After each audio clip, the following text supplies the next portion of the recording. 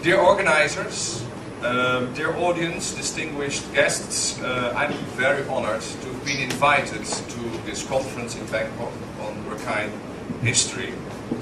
And for me, this is also kind of a celebration of 400 years of Dutch-Rakhine relations, as the first Dutch arrived in Arakan in 1608.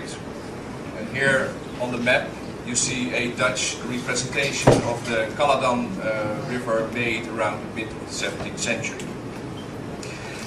When somewhere during the first half of the 15th century, the Venetian merchant Niccolo di Conti traveled through the Bay of Bengal and sailed up this very river, he passed, of course, through the kingdom of Arakan.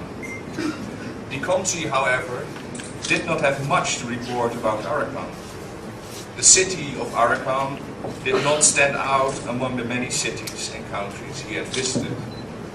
The only thing he recalled about Arakan was that it was situated on the bank of a river and surrounded by a tract of uninhabited mountains.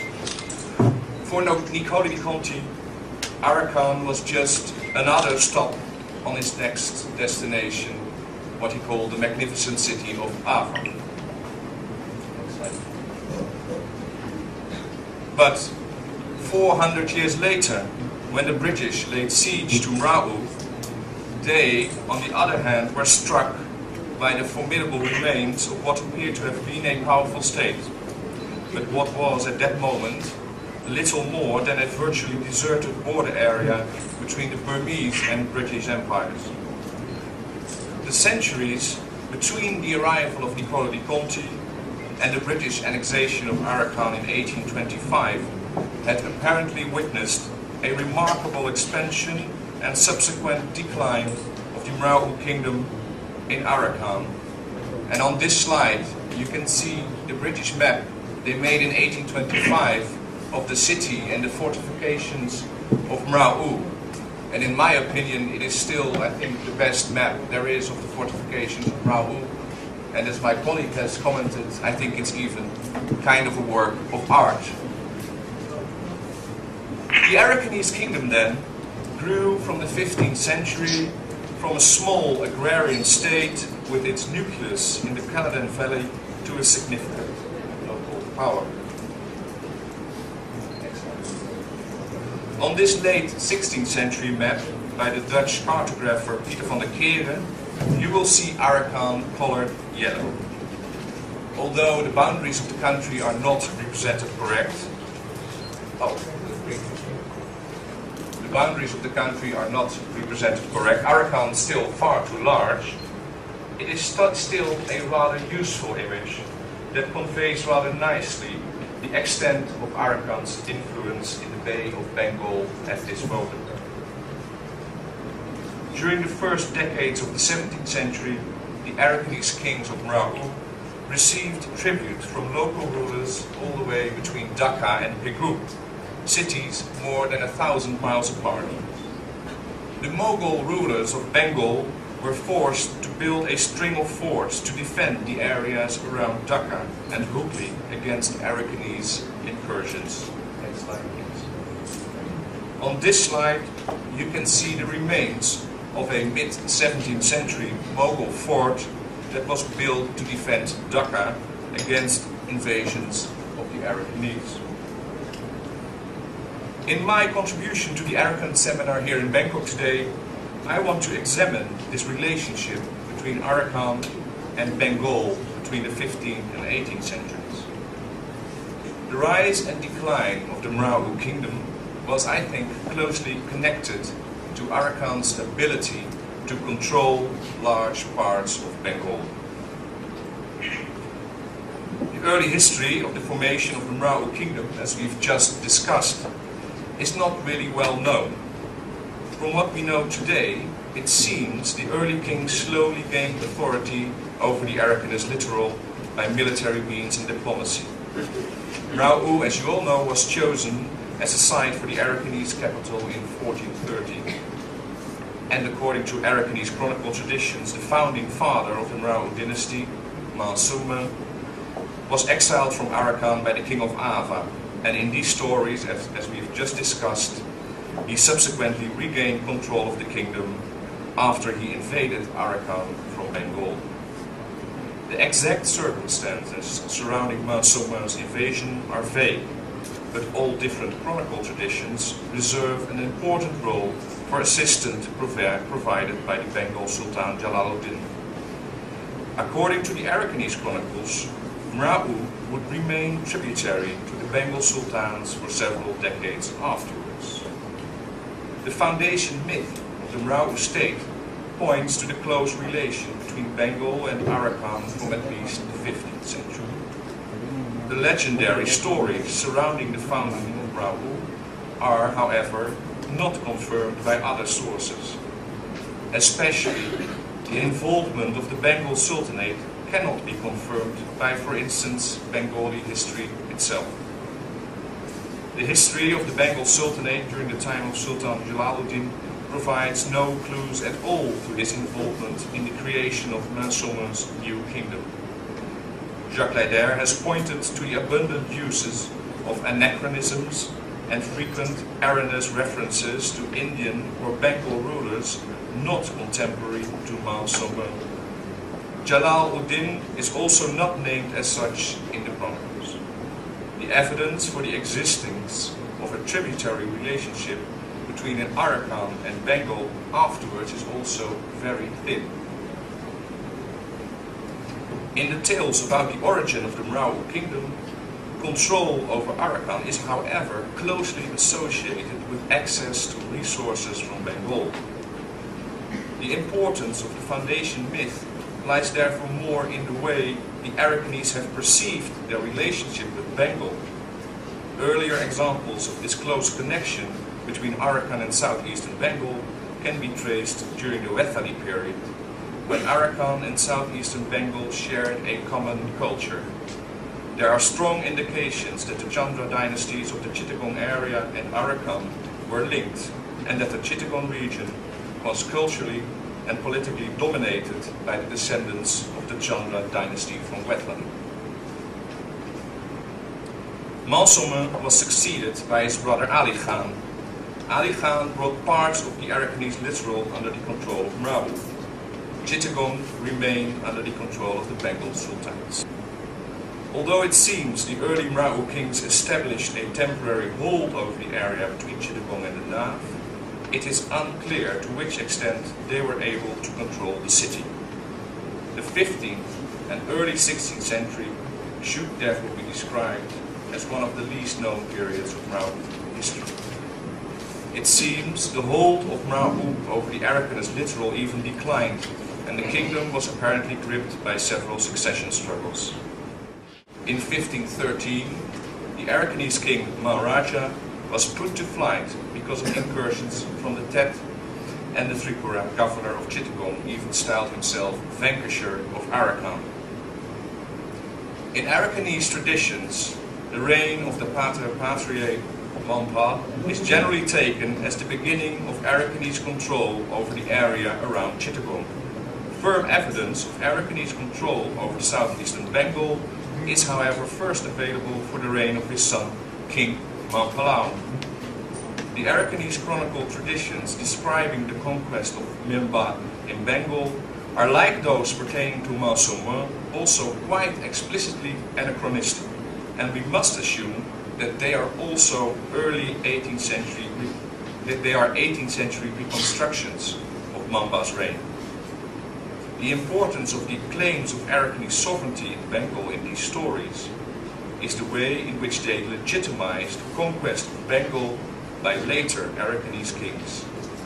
These chronicles claim Arakanese sovereignty over Bengal long before Mampa's first conquest. From an Arakanese perspective, Mamba only reclaimed what the Arakanese chronicles call the 12 towns of Banga. This part of Bengal had, according to them, only been ceded to the Bengal sultans by Mamba's predecessors.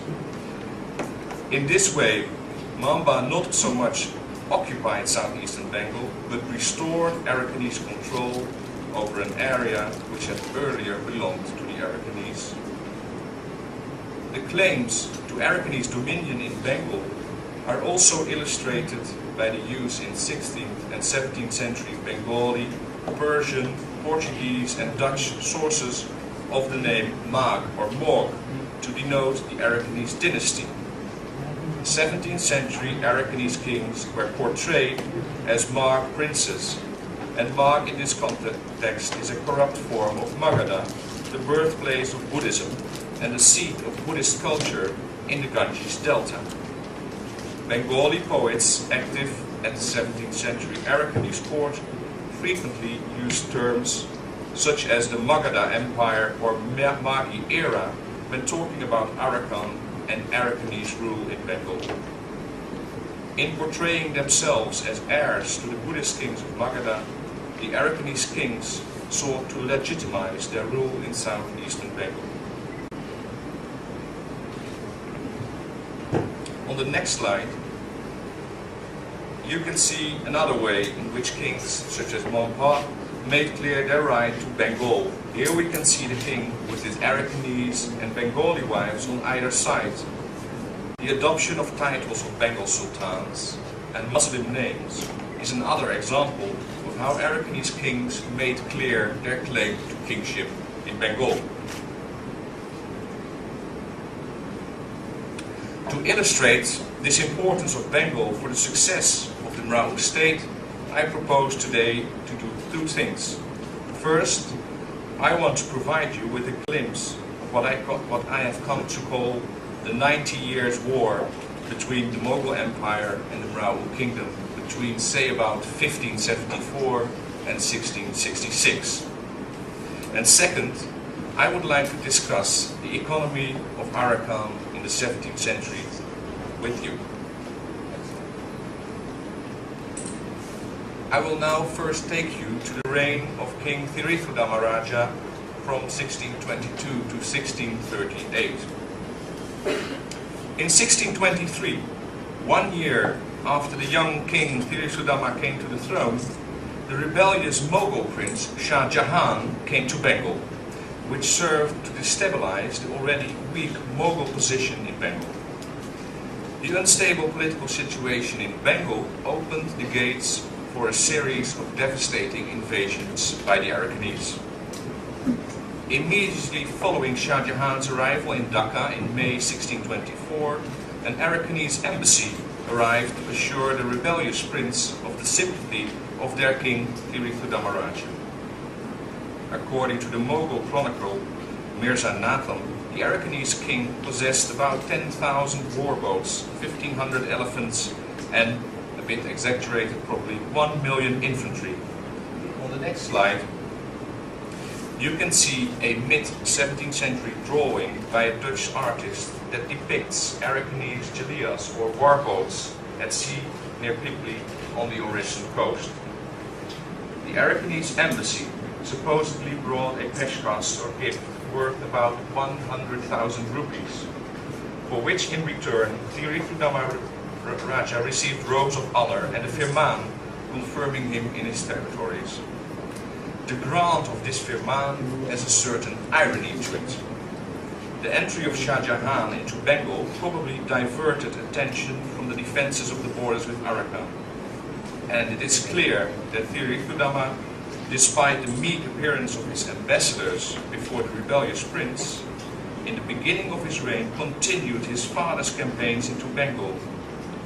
Hendrik Lambrechts, a merchant from the Dutch East India Company, or VOC, reported in a letter to his superiors that in 1623 the young king Thirithodama returned to Arakan with no less than 30,000 Bengali slaves.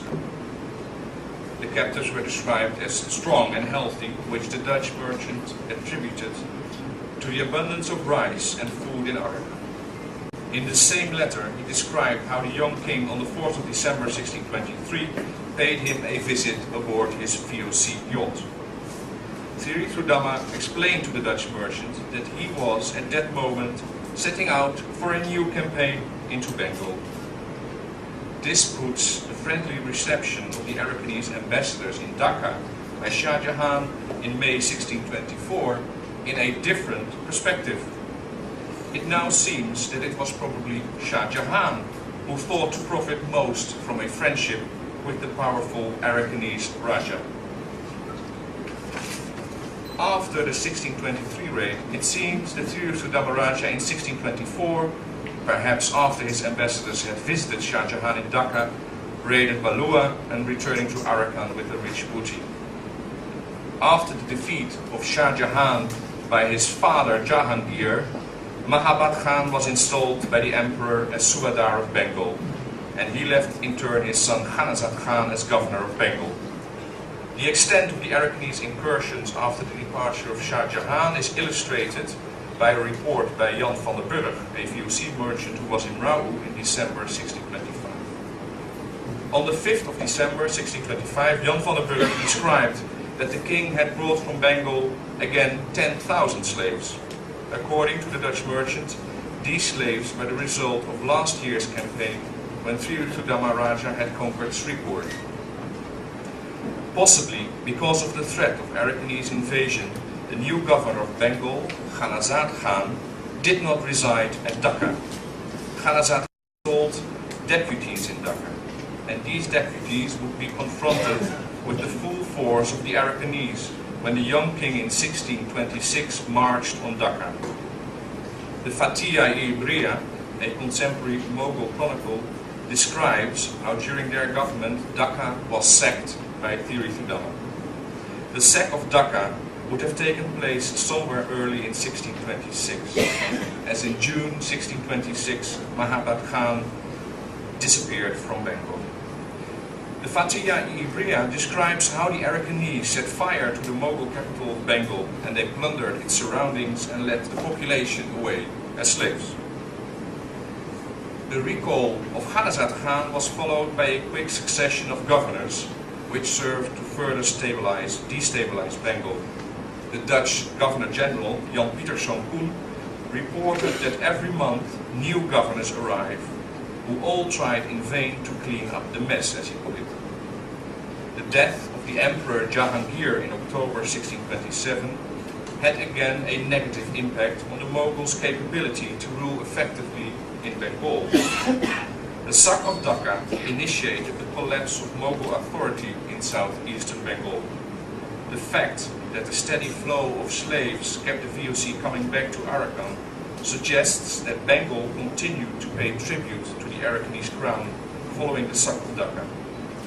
In 1628, the Dutch Governor-General, then Peter the Carpentier, in his final report to the directors in the Netherlands, described Thiru-Sudama Raja as the most warlike king on the coast. The Arakanese king, he explained, was the only local ruler who defied Mughal rule and was in fact continually at war with, as he said, the imperialists. He suggested that the Arakanese kept an army of about 500 frigates and approximately 80,000 men ready for their wars in southeastern Bengal. These observations are confirmed by Manrique, who describes between 1622 and 1629 no Augustinian monks had traveled from Hooghly to Dianga because of the incessant warfare in southeastern Bengal.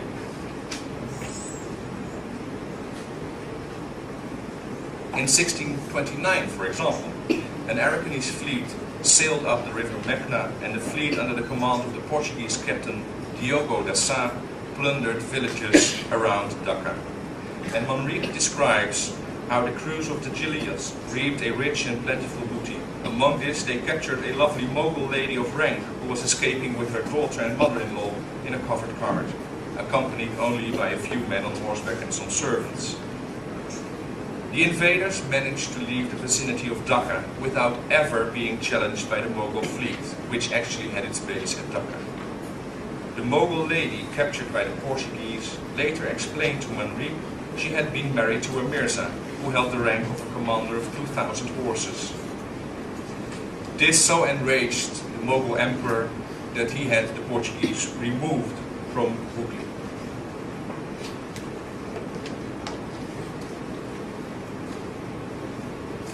The Arakanese now, I think, controlled eastern Bengal and now could claim it as their domain. And as a result, the Mughals even withdrew the capital from Dhaka to Rajmahal in the late 1630s. In Raj Mahal, they were safe from the Arakanese attacks. And it's also significant that in 1665, the Portuguese operating under the control of the Arakanese in Chittagong, after they went over to the Mughal side, they were able to show complete records of taxes collected from Bengal dating back to 1625. These records, Talish explained, were a comprehensive overview of the division of the income of Bengal specified on a village-by-village basis. The existence of these records prove that the Arakanese had been able to control large parts of southeastern Bengal. Following the wars of Tiruthamaraja, Talish interestingly describes the Portuguese as having regarded southeastern Bengal, or the tract between Dhaka and Chittagong, as their Jagir. It has of course to be remembered that these Portuguese formed part and parcel of the Brahmin kingdom, and they were in fact employed by the Arakanese kings. The Arakanese were thus able to levy taxes and extract land revenue from their Bengal domains from the middle of the 1620s. This strongly contradicts conventional views of Mughal rule in Bengal that regard the initial establishment of the Mughal capital at Dhaka as the start of Mughal control over all of Bengal. Richard Eaton's claim that soon after his arrival in Bengal, the Mughals succeeded in annihilating or winning over all major chiefs entrenched in the countryside should therefore be discarded. But the reign of Tiruthamaraja also saw the emergence of a conflict within Arakan itself. In 1628, one of the most important noblemen in Arakan, the Langretsa, revolted against the king. A Dutch trading mission arriving in Arakan on the 24th of July 1628 reported that shortly before their arrival, the Langretsa had tried to overthrow the king and had attempted to crown himself king. Following the attempted coup d'etat, a civil war ensued in which a large number of noblemen were killed. Next slide, please. But in 1635, following a great famine in Arakan, Arakan's power had reached its zenith. Arakanese fleets operated freely from Bengal to Tenasserim, and the same year, Tiruthamaraja's official coronation took place. On this slide, you can see an image of a royal procession through Mrau. The expansion of Arakanese influence prompted the Burmese and the Mughals to retract their provincial capitals further inland. And the coronation of Tiruthamaraja, as described by Manrique in his Itinerario, is a clear indication of the new self-confidence of the Arakanese monarchy. Manrique claimed that the coronation itself was a part of Tiruthamaraja's ambition to obtain the vast empires of Delhi, Pegu and Siam. Tiruthamaraja's military achievements and foreign policy seem to confirm the ambitious goals of the king, although the conquest of these mighty empires might have seemed several bridges too far. Tiruthamaraja's military means certainly did earn the respect of his imperial neighbors. The newly won self-confidence of the Arakanese can also be gleaned from coins issued at the coronation. While the first coins Tiruthamaraja struck when he came to power in 1622 were still firmly rooted in the tradition of his predecessors, his coin of 1635 is a clear statement of Arakanese supremacy in the region. Early Mrau coins had trilingual text in Arakanese script, Persian and Bengali. These coins, apart from the Arakanese titles of the king, also provided Muslim titles. The 1635 coin is monolingual in Arakanese only. The title of the king is given in Pali, in Arakanese script, a clear statement of a king confident of his power.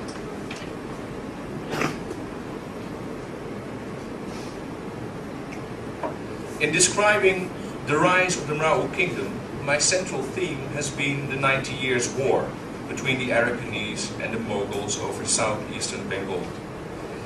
Now I will review some aspects of the economic history of what I call the Arakan-Bengal continuum. that could help us to understand the underlying dynamics of the expansion and the subsequent fragmentation of the Arakanese kingdom at the end of the 17th century. I will argue that the control over southeastern Bengal, which was the economic center of Bengal from the middle of the 16th century to the middle of the 17th century, was in fact the core on which the Arakanese kingdom thrived. A comparison will be made of the effects of incomes from trade and tax revenues from Bengal on the rise and decline of the Marwar kingdom. It has until now been assumed that revenues from trade were essential for the rise to power of the Arakanese kings. Sanchwe Wu, D.G. Hall, Michael Charney, and Dr. there all have suggested that trade provided the Arakanese kings with revenues that enabled them to first expand and later consolidate their hold over other local centers in the Arakanese littoral, and which were also an important instrument in the expansion of Arakanese power. These assumptions, I think, have been based on a more or less superficial understanding of the mechanisms of Arakanese trade and taxation. In fact, when viewed in terms of the commerce of the Bay of Bengal as a whole, Arakanese trade was a rather limited affair.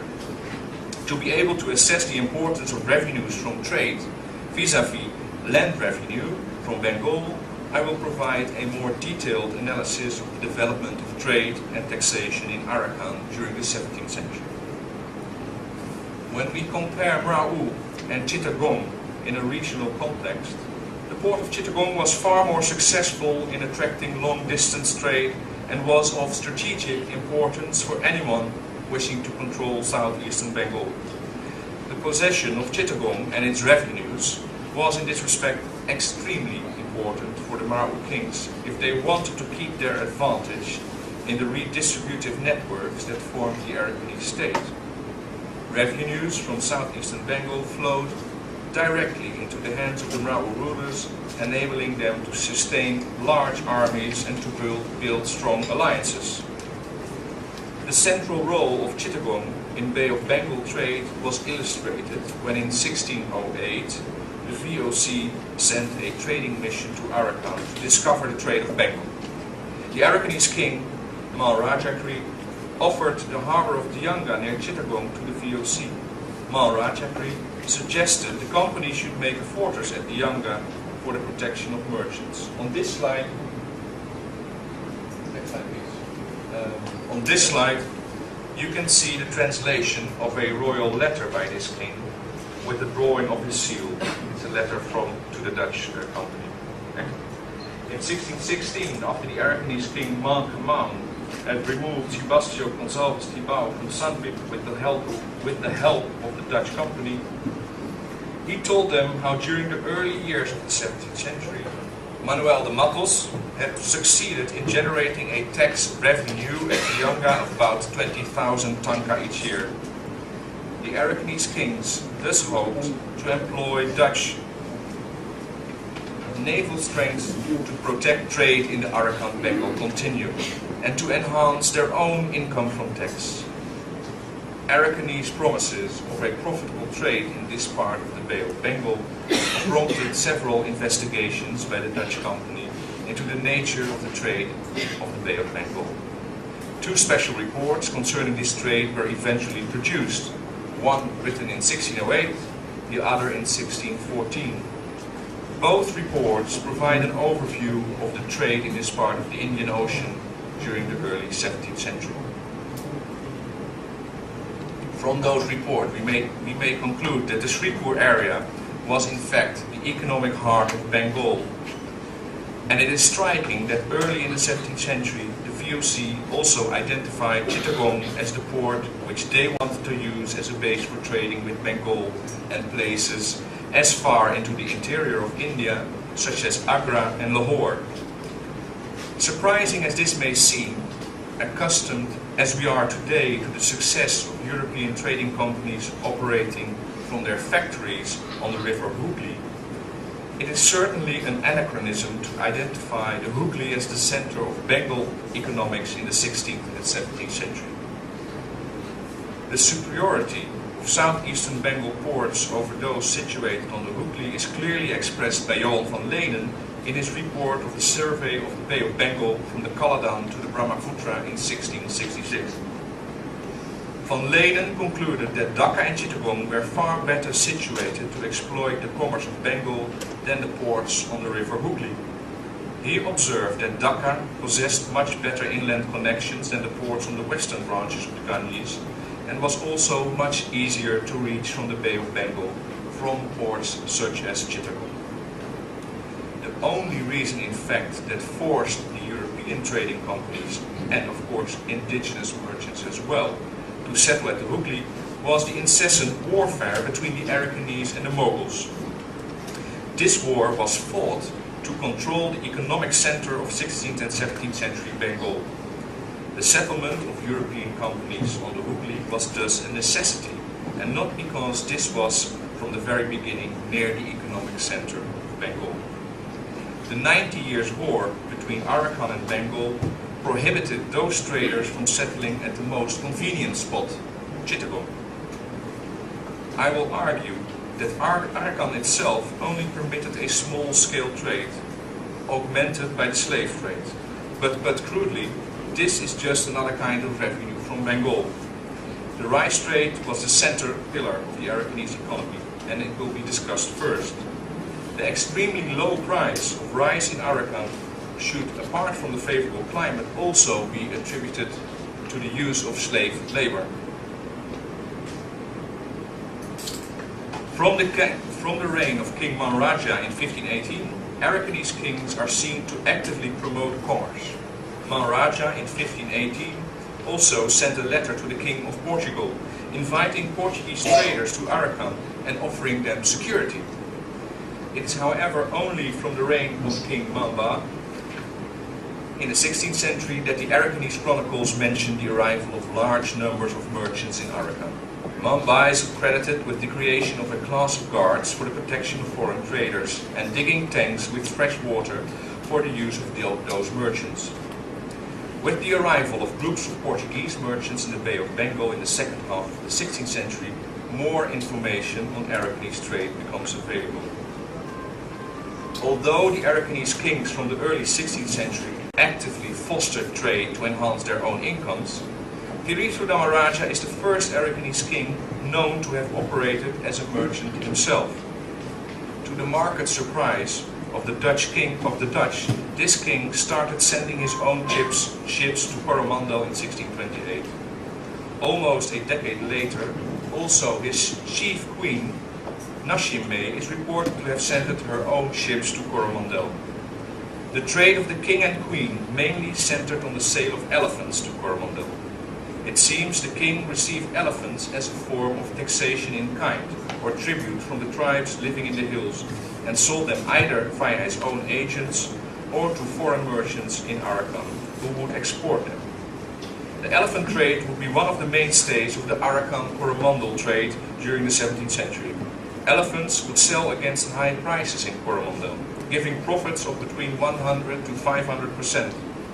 An animal bought in Arakan for about 1300 or 1400 tanka would in Coromandel fetch the same amount in pagodas, which is about 5 times as much. Next slide. On this slide, you can see an example of a royal letter on the elephant trade from King Chandrasudamaraja to a merchant in Madras. I have the letter with me, which is in Persian, but you can see the seal in Arakanese. The goods brought from across the Bay of Bengal were bought in Arakan by petty traders. In Arakan, the VOC had to sell its goods in small quantities. A Dutch merchant, Alan van der Manderen, remarked that due to the absence of large merchants, he had to sell his goods in small portions of about 4 and 10 tanka. Data on the mainstay of the 17th century Arakanese economy, the rice trade, can only be found in the archives of the Dutch company. The description I will now give of this important sector of the Arakanese economy is therefore heavily influenced by Dutch perspectives. In 1608, Peter Willems headed the first Dutch trading mission to Arakan. And in September 1627, the first Arakanese embassy arrived in Batavia. The Arakanese noticed that the Dutch settlement was almost stricken by a great famine after Mataram had laid siege to the city. The importance of Arakanese rice for the survival of the Dutch project in Batavia was thus immediately impressed upon the Arakanese envoys. The Dutch entertained mixed feelings about the Arakanese presence in Batavia. On the one hand, the diplomatic exchanges would provide the much needed rice to feed the city's population. On the other hand, the ambassadors would return to Arakan with the knowledge of exactly how crucial Arakanese rice was for the survival of Batavia and how cheap it was in comparison with Batavian prices. The market price difference was indeed sufficient reason to discourage the sending of Arakanese envoys to Batavia in the future. In February 1636, Batavia received more than 400,000 kilos of rice, half of which was immediately sent on to the Spice Islands, Ambon and Banda. The amount of rice from Arakan would feed a population of about 3,000 persons for 1 year. The next year, almost 700,000 kilos of rice, enough to feed about 5,000 people a whole year, came from Arakan to Batavia. Batavia at that time, 1632, had about 8,000 inhabitants. From these figures, the crucial importance of Arakanese rice for the survival of Batavia and the Spice Islands can be easily understood. Next slide.